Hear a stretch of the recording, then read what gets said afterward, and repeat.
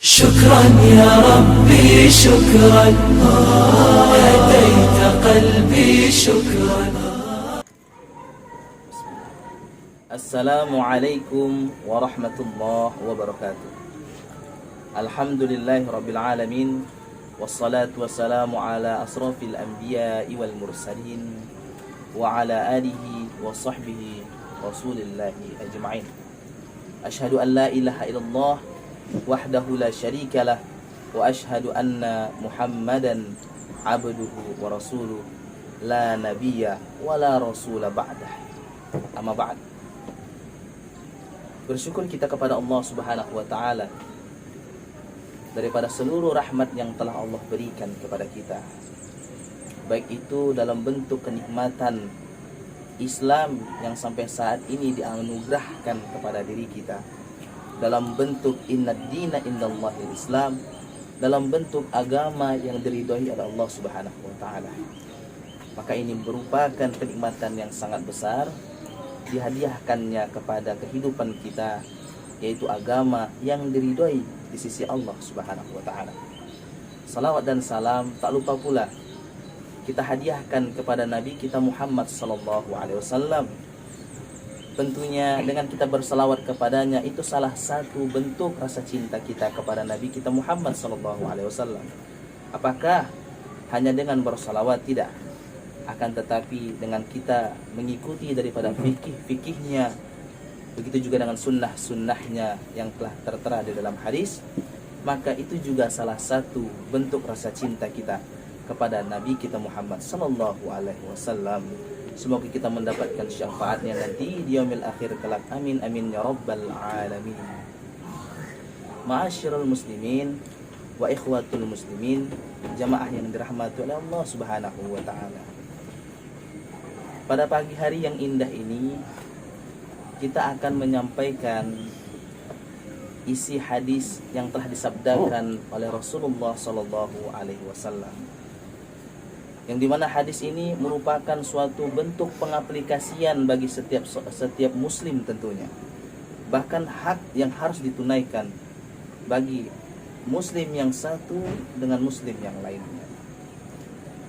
Jadi di sini Rasulullah sallallahu alaihi wasallam bersabda, An Abi Hurairah radhiyallahu anhu, dari Abu Hurairah radhiyallahu anhu, semoga Allah Subhanahu wa taala meridhoinya.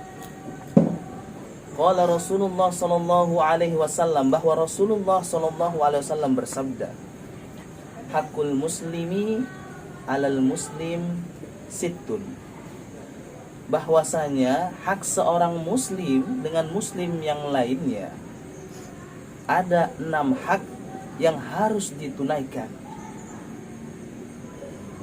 Yang pertama, di mana telah disebutkan oleh Rasulullah sallallahu alaihi wasallam, idza laqitahu fasallim alaihi, jikalau kita berjumpa dengan saudara kita ketika hendak pergi ke suatu tempat. Misalnya kita ingin pergi ke masjid, lalu kita berjumpa dengan saudara kita yang muslim, ataupun kita ingin pergi menuntut ilmu, lalu kita berjumpa dengan saudara kita sesama muslim, ataupun rihlah ke tempat yang dimana yang kita inginkan, lalu kita berjumpa dengan saudara kita sesama muslim. Lalu Rasulullah mensyariatkan kepada kita untuk apa? Untuk mengucapkan salam kepadanya. Fasallim alaihi. Begitu indahnya Islam mengajarkan kepada kita ketika berjumpa lalu berpisah, diawali dengan salam dan diakhiri dengan salam. Ketika kita pergi lalu kita berjumpa dengan saudara kita, kita ucapkan salam, doa keselamatan kepadanya, assalamualaikum. Lalu saudara kita menjawab, waalaikumsalam. Dia mendoakan juga keselamatan akan diri kita. Alangkah mustahilnya jikalau seorang muslim mendoakan kebaikan kepada saudaranya, Allah tidak mengkabulkannya. Begitu juga dengan saudara kita yang mendoakan kita dalam rangka kecintaan dia kepada kita, maka insya Allah Allah akan mengkabulkan daripada doa tersebut. Kata Allah, jika kalian berdoa kepadaku, maka aku pasti akan mengkabulkan doa tersebut. Apalagi itu dalam rangka kebaikan. Dan ini merupakan suatu bentuk rasa cinta kita kepada muslim yang lainnya. Rasulullah sallallahu alaihi wasallam bersabda, "La yu'minu ahadukum hatta yuhibba li akhihi ma yuhibbu li nafsihi." Tidaklah dikatakan seseorang itu betul-betul mencintai seorang muslim yang lainnya sampai dia benar-benar mencintai muslim tersebut seperti ia mencintai dirinya sendiri. Jadi itu yang pertama. Yang kedua, kata Rasulullah sallallahu alaihi wasallam dijelaskan di dalam hadis ini, wa idza da'aka fa'ajibuhu. Wa idza da'aka fa'ajibuhu, yaitu memenuhi undangan.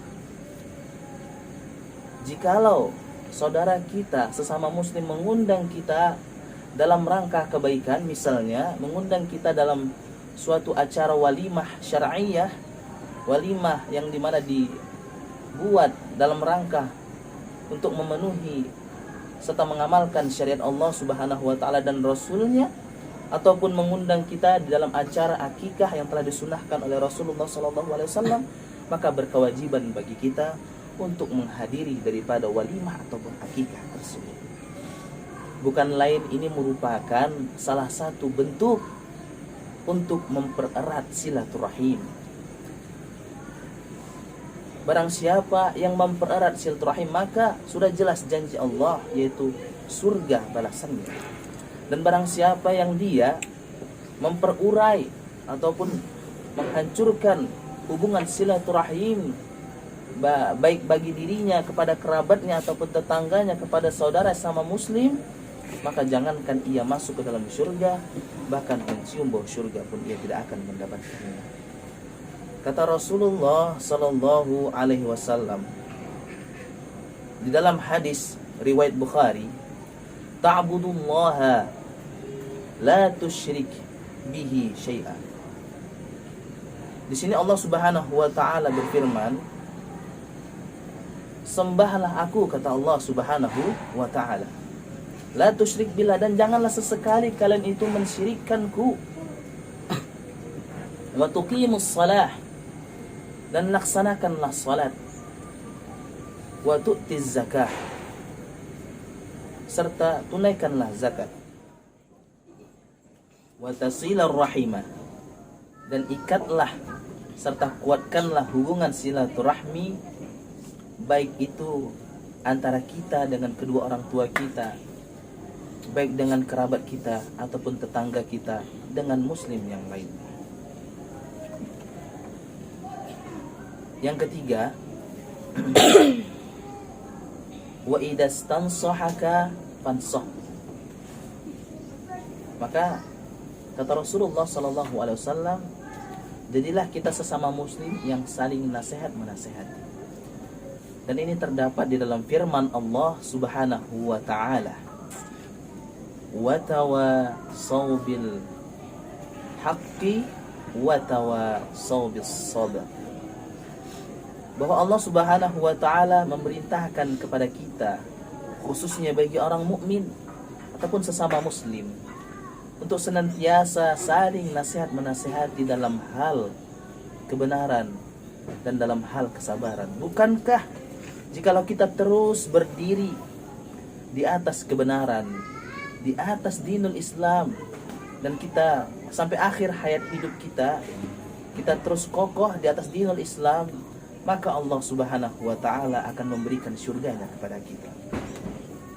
Wa tawasaw bis sabr, saling nasihat menasihatilah kalian dalam hal kesabaran.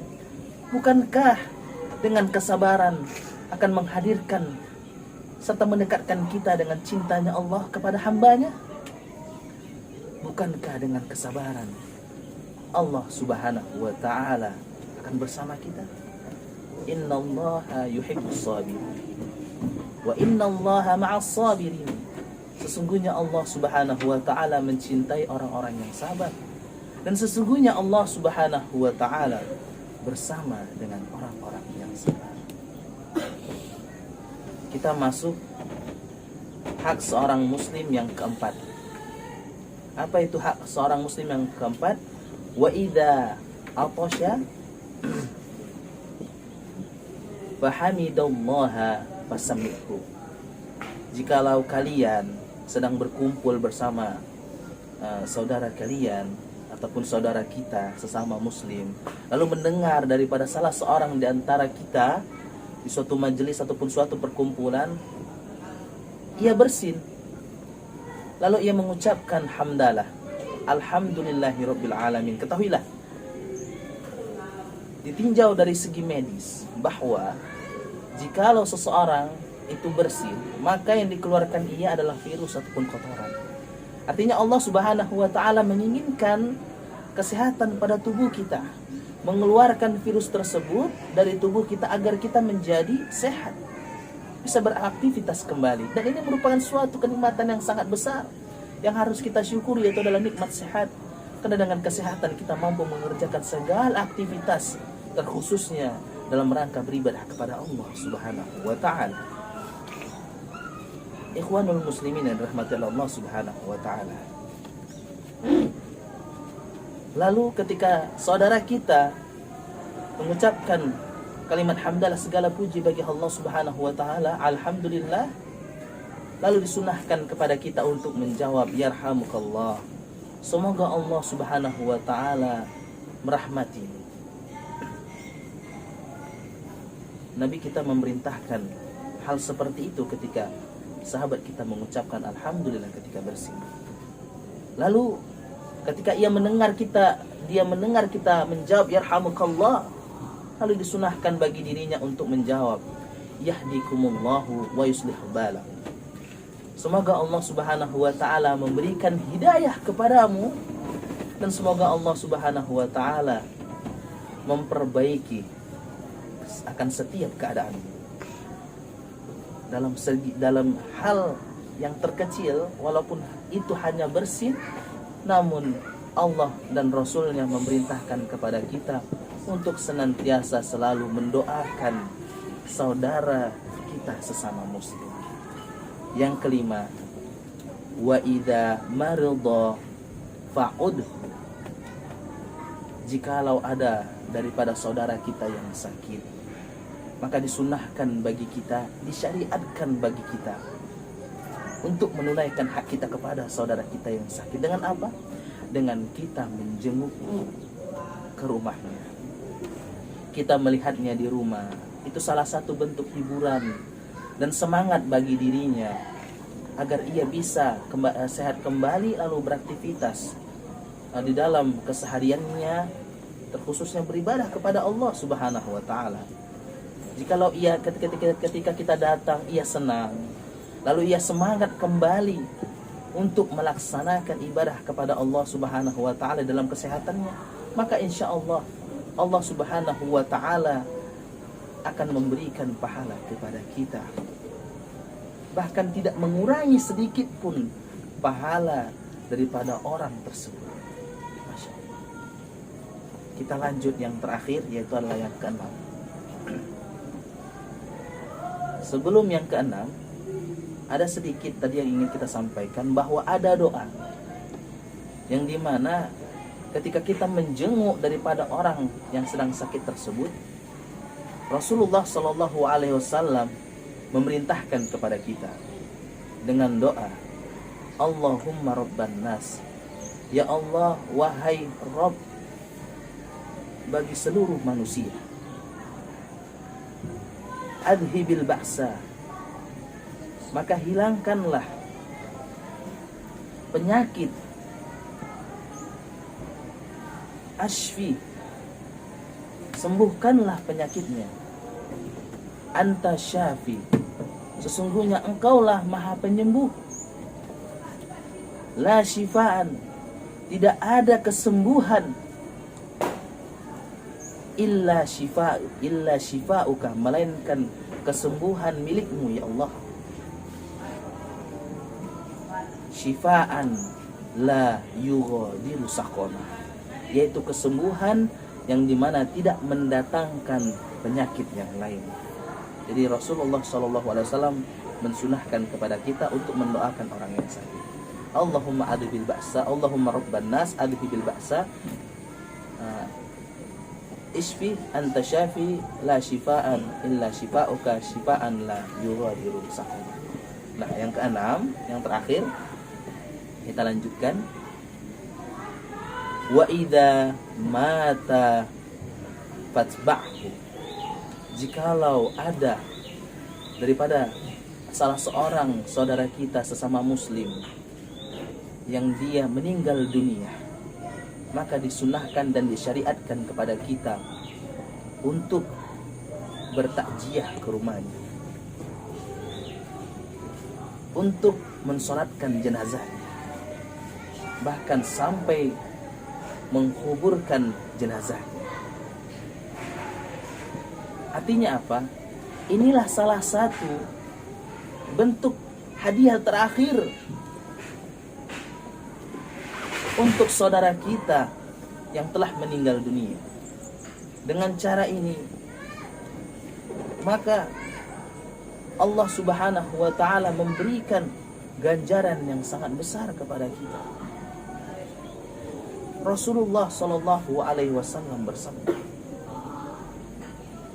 jikalau kita sebelum sampai kepada sabda Rasul, ketika kita sudah mendatangi bertakziah ke rumahnya, lalu kita mensolatinya, kata Rasulullah sallallahu alaihi wasallam, man syahidal janazata hatta yusalla alaiha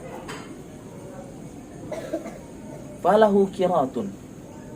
Man syahidal janazata hatta yusalla alaiha falahu qiratun. Bahwasanya barang siapa yang sehabis dia bertakziah mengunjungi orang yang telah berpulang kepada Allah Subhanahu wa ta'ala, yaitu telah mati, maka lalu kita mensolatkannya, maka kata Rasulullah sallallahu alaihi wasallam, kita diberi ganjaran falahu qiratun, yaitu 1 qirat. Waman syahida hatta tudfana, dan barang siapa yang dia ikut